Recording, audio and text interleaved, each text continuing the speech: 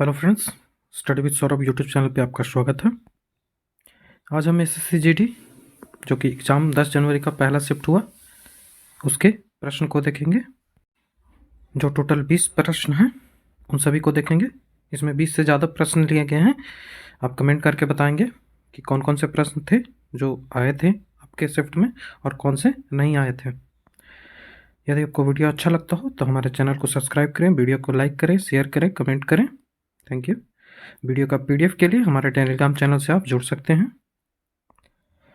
तो पहला क्वेश्चन पूछा गया कि कलिंग युद्ध जो था वो किसके शासनकाल में हुआ था। तो कलिंग युद्ध अशोक के शासनकाल में 261 बीसी में हुआ था, न कि 263। ठीक है, 261 बीसी में हुआ था।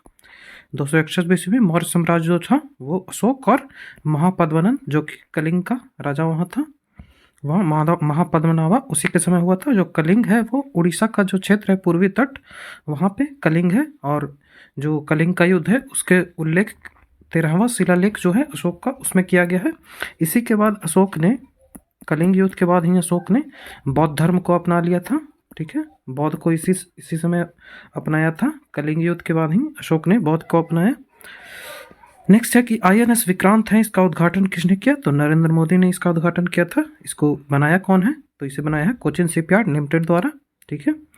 नेक्स्ट क्वेश्चन पूछा था कि कौन सी रेखा है जो भारत से गुजरती है। जो रेखा कौन सी है वो भारत से गुजरती है, ये सवाल था। तो ये भारत है, तो यहाँ से कर्क रेखा गुजरती है 8 राज्यों से भारत की। तो कर्क रेखा भारत के राज्यों से गुजरती है। नेक्स्ट क्वेश्चन पूछा था कि जो नोट होते हैं 2000 के नोट, उस पर किसका चित्रण है। या तो 200 पूछा होगा या 2000 पूछा होगा। तो 2000 पे मंगलयान का चित्रण है। जो पूरे नोट्स हैं उन पे देख लेते हैं कि 10 पे किसका चित्र है। तो जो 10 पे है वो जो 10 का नोट होता है उस पे 10 के नोट पे कोणार्क का टेम्पल है। ठीक है, कोणार्क टेम्पल का 10वें नोट पे है। जो 50 का नोट है उस पे होता है हम्पी टेम्पल जो कि कर्नाटक में है। और जो 100 रुपये का नोट है उस पे रानी की वाव गुजरात में है, इसका चित्रण है। और जो 200 रुपये का नोट है उस पे सांची स्तूप मध्य प्रदेश जो अशोक ने बनवाया था उसका है। और जो 500 का नोट है उस पे लाल किले का चित्रण है दिल्ली। और जो 2000 रुपये का नोट है उस पे मंगलयान का चित्रण है 2000 पे। नेक्स्ट क्वेश्चन पूछा गया था कि इंग्लिश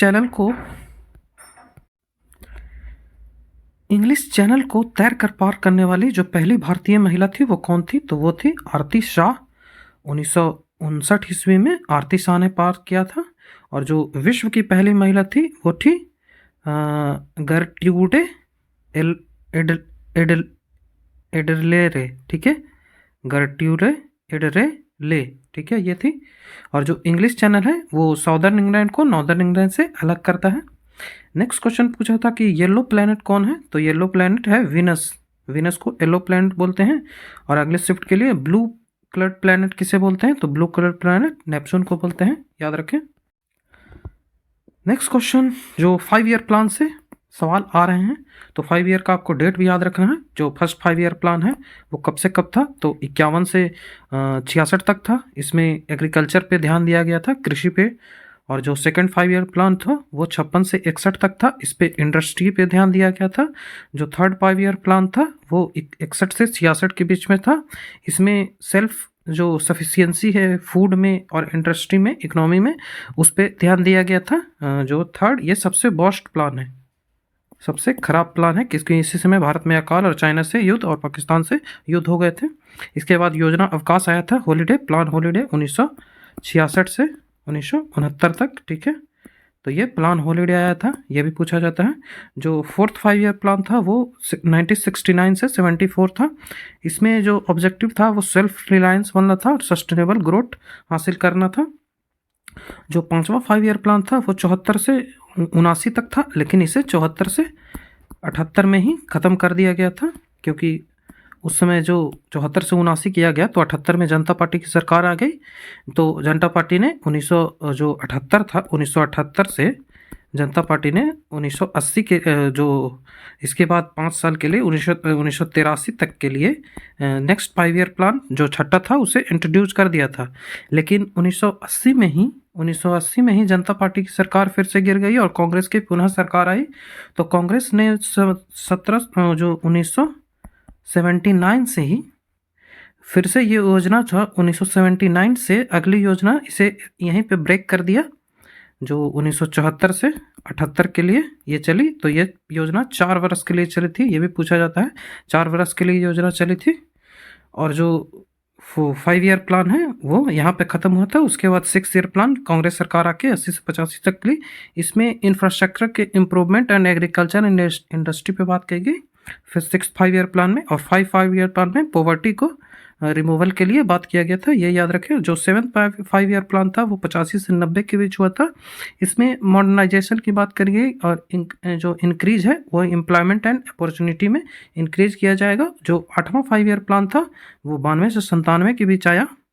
वो जो 90 और 91 था, 90 और 91, वहाँ 2 अलग अलग योजनाएं चली थी 2 साल के लिए। और जो 8वां 5 ईयर प्लान 92 से 97 में आया, इनमें ह्यूमन रिसोर्सेज के डेवलपमेंट पे बात की गई। और जो 9th 5 ईयर प्लान आया 1997 से 2002 में, इसमें रूरल डेवलपमेंट और डिसेंट्रलाइजेशन पे बात किया गया। Rural development and decentralisation. जो 10वां 5 ईयर प्लान था वो 2002 से 2007 तक आया। इसमें इन्वेस्टमेंट में जो इंक्रीज इन इन्वेस्टमेंट बात की गई। और जो 11th 5 ईयर प्लान था वो 2007 से 2012 में आई। और ओवरऑल इसमें जो ओवरऑल डेवलपमेंट ऑफ पीपल की बात की गई थी इसमें। और जो 12th 5 ईयर और लास्ट 5 ईयर प्लान जो कि 12 से 17 तक था, इसमें सस्टेनेबल डेवलपमेंट की बात की गई। और इसके बाद 2015 में ही नीति आयोग आ गया, ठीक है। 2015 में ही योजना के तहत नीति आयोग आ गया, जो कि भारत सरकार की थिंक टैंक एजेंसी है।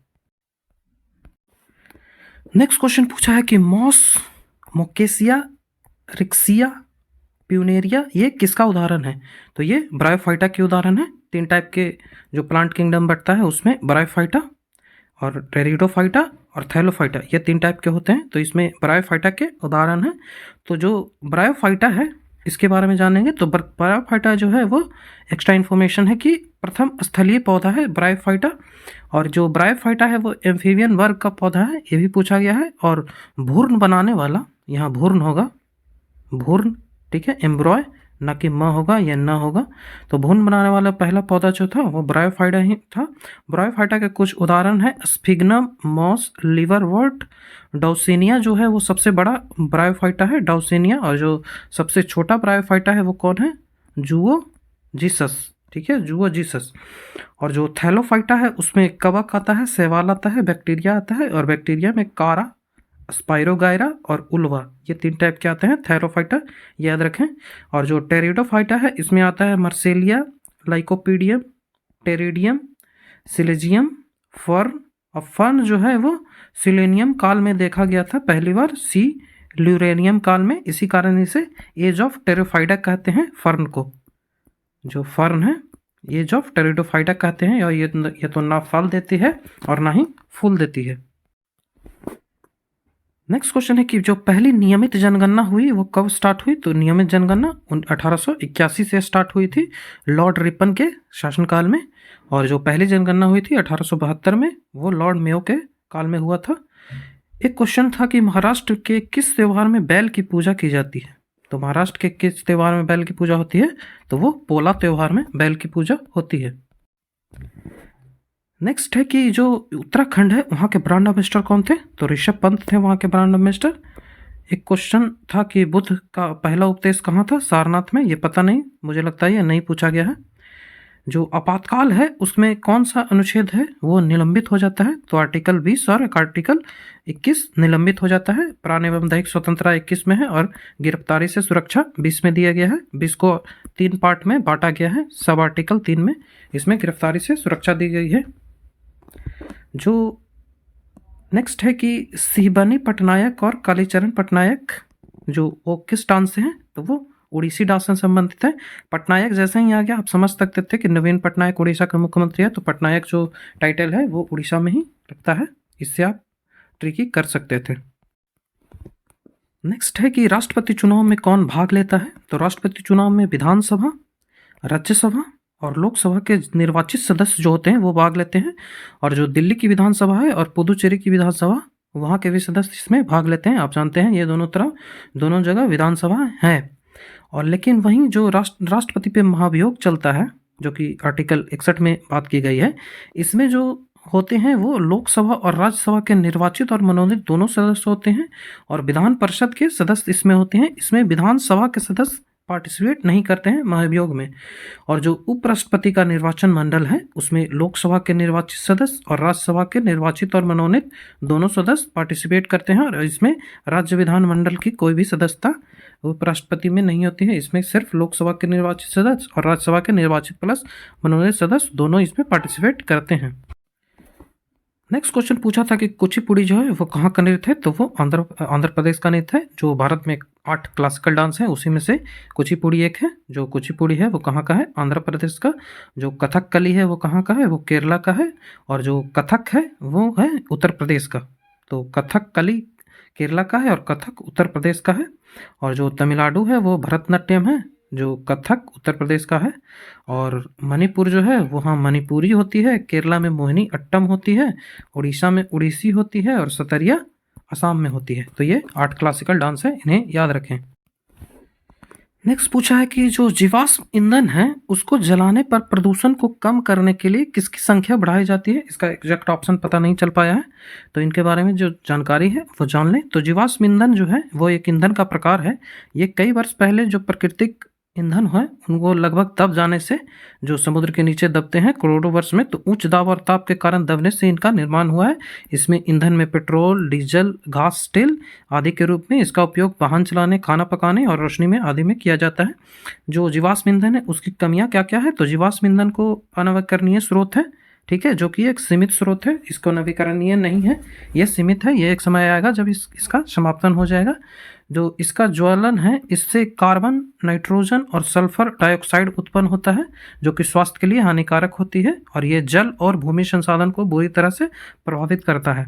और जो कार्बन डाइऑक्साइड है वो ग्रीन हाउस प्रभाव से वातावरण में तापन वृद्धि कर रहा है। जो हमारा एनवायरनमेंट है इसका ताप को वृद्धि करता है। नेक्स्ट क्वेश्चन पूछा था कि विजय हजारे ट्रॉफी जो 17-18 का है वो कौन जीता था, तो 17-18 का विजय हजारे ट्रॉफी कर्नाटक जीता था। और जो पहला विजय हजारे ट्रॉफी कब हुआ था, तो 2002-2003 में। जो 2017-18 यहाँ पूछा है तो वो कर्नाटक ने जीता था सौराष्ट्र को हराकर। और जो 18-19 का हुआ वो मुंबई ने जीता। 19-20 का कर्नाटका ने फिर से जीता। 20-21 का मुंबई ने जीता। 21-22 का हिमाचल प्रदेश ने जीता। और 22-23 का जो था वो सौराष्ट्र ने जीता महाराष्ट्र को हराकर। तो आगे आपके आने वाले एग्जाम्स के लिए आप जितने भी ट्रॉफियां हैं लोकल, जो जितने भी ट्रॉफियां भारत में खेली जाती हैं, जैसे संतोष ट्रॉफी फुटबॉल का हो गया, और जितने भी क्रिकेट की ट्रॉफी है, रणजी ट्रॉफी, ये सारे आप पढ़ लेंगे जरूर जाने से पहले एग्जाम में। यहाँ कुछ फेस्टिवल्स के नाम मैंने बता दिए हैं जिन्हें आप PDF में पढ़ सकते हैं। जैसे फ्लेमिंगो है वो आंध्र प्रदेश में होता है। ब्रह्मोत्सवम आंध्र प्रदेश में होता है। विशाखा उत्सव आंध्र प्रदेश। तिरुपति गंगा यात्रा आंध्र प्रदेश। जो पक्के पाका हॉर्नबिल होता है वो अरुणाचल में होता है। ये सारे जो दिए गए हैं, छठ पूजा जैसे बिहार में होते हैं, पितृपक्ष बिहार में, राजगीर महोत्सव बिहार में, बिहुला जो होता है वो भी बिहार में होता है। अम्बुबाची मेला असम में होती है। बैखो मेला असम में होती है। मी डी मी फी कहाँ होती है, तो ये असम में होते हैं। कोक बरोक एक याद रखें, कोक बरोक जो फेस्टिवल होता है ये कहाँ होता है, ये त्रिपुरा में होता है। त्रिपुरा, कोक बरोक त्रिपुरा में होता है। तो ये जो सारे हैं ये PDF आप जरूर पढ़ें, ये आपको बहुत हेल्प करेगा। यदि फेस्टिवल से सवाल आएंगे तो यही PDF से ही आएंगे। ये कई स्लाइड में मैंने दे दिया, जैसे भावनाथ मेला गुजरात में लगता है, रण उत्सव गुजरात में होता है, सामजी मेला गुजरात में होता है, अंतर्राष्ट्रीय पतंग महोत्सव भी गुजरात में होता है। जैसे रेणुका जी मेला हिमाचल प्रदेश में, फागली त्यौहार हिमाचल प्रदेश में, अंतर्राष्ट्रीय लवी महोत्सव हिमाचल प्रदेश में, और हल्दा उत्सव जो हिमाचल प्रदेश में ही होता है। और जो चंपा उत्सव है मणिपुर में होता है। निंगोल चकोबा मणिपुर में होता है। योंगो महोत्सव मणिपुर में होता है। सिजुम नगोमा मणिपुर में होता है। लाइहरोबा मणिपुर में होता है। ये महाराष्ट्र के कुछ त्यौहार है जिसमें ये काला घोड़ा या काला महोत्सव जो है ये पूछा गया था महाराष्ट्र में। और जो पोला त्यौहार है जिसमें बैलों की पूजा की जाती है वो भी महाराष्ट्र में है। तो ये PDF आप ज़रूर पढ़ें। ये पूरी स्लाइड में मैंने यही सब दिखाया है, तो ये आप ज़रूर पढ़ें।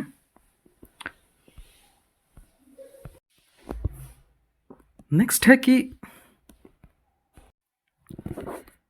है कि संविधान में कुल कितने अनुच्छेद या अनुसूचियां थी, ऐसा कुछ सवाल पूछा गया था। तो प्रारंभ में संविधान में 22 पार्ट थे, जिसमें 995 आर्टिकल थे और 8 अनुसूचियां थी, लेकिन अभी वर्तमान में 25 भाग बना दिया गया है। और ऐसा कोई 25 भाग है नहीं, जैसे बना दिया गया है कि 43 का ए, ये तो अनुच्छेद में हो गई, जैसे बना दिया गया है कि 9 का ए, 9 का बी, ऐसे करके बना दिया गया है। इसके कारण अब 25 हो गई हैं। 12 अनुसूचियां हैं, ऐसे ही अनुसूचियों को 12 कर दिया गया और लगभग 470 आर्टिकल अभी हैं।